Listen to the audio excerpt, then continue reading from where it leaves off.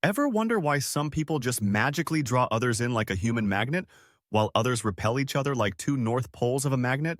It's not magic, it's called social skills. There are 5 secret ones nobody ever talks about. And number 5, if you master it, people will literally hang on your every word. Stick around, because by the end of this video, you'll be one step closer to becoming the rock star of every social setting. Let's start with confidence. Confidence isn't about being the loudest voice in the room. It's about owning the room without saying a word. Picture this. You walk into a party, and instead of shrinking into the corner like a nervous meerkat, you stride in like a lion surveying its kingdom. That's confidence. It's in your posture, your eye contact, and even your pauses when you speak. It's the difference between an awkward, hi, yeah, so, and a simple, powerful, hey. Fun fact. A study found that people with confident body language are perceived as more competent, even if they're just winging it. That means you could confidently explain that quantum physics is just spicy algebra, and someone, somewhere, would believe you. Ever notice how some people can say literally anything and it just sounds impressive? That's because they believe in what they're saying. Confidence is contagious, like yawning or pretending you understand TikTok trends. Want a cheat code? Stand like a superhero for 2 minutes before any social interaction. Imagine doing this before a job interview, a date, or asking for extra guacamole without the extra charge.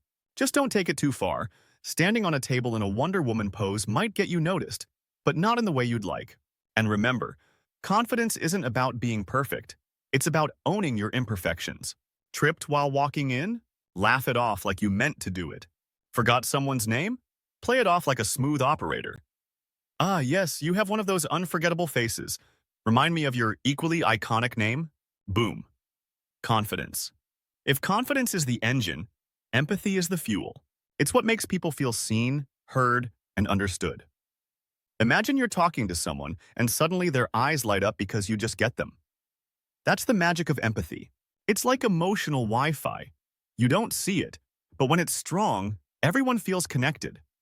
Mirroring someone's expressions can actually make them trust you more. Try it, just don't turn into a full-blown mime. People will start throwing invisible ropes at you. A subtle head tilt, a matching smile, or even a well-timed eyebrow raise can do wonders.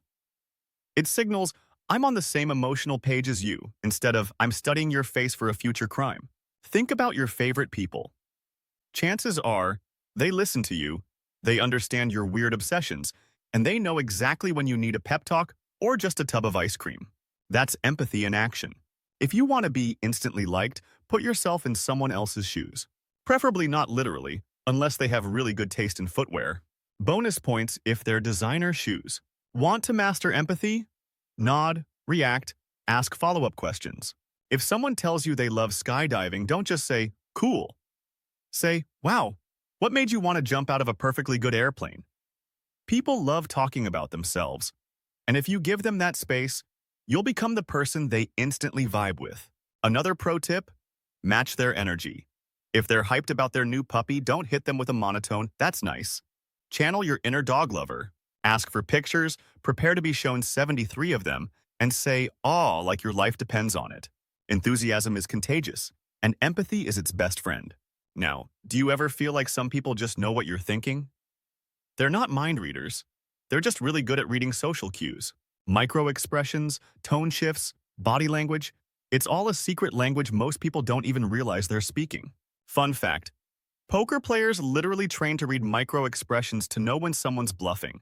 If you can spot that tiny eye twitch when someone says, yeah, I love your cooking, you'll know whether to cook that dish again or never. But hey, at least they tried to be polite. Reading cues is like having subtitles in real life. A fake smile? They're probably thinking about how to escape. A deep sigh before they say, I'm fine? Oh, buddy, they are not fine. If someone suddenly starts aggressively sipping their drink mid-conversation, congratulations. You've just said something awkward and they're buying time to figure out how to respond. Want to sharpen this skill? Pay attention to the way people react when you talk. Do they lean in? That is a good sign. Cross their arms? Maybe they're feeling defensive or just cold. Glance at their phone?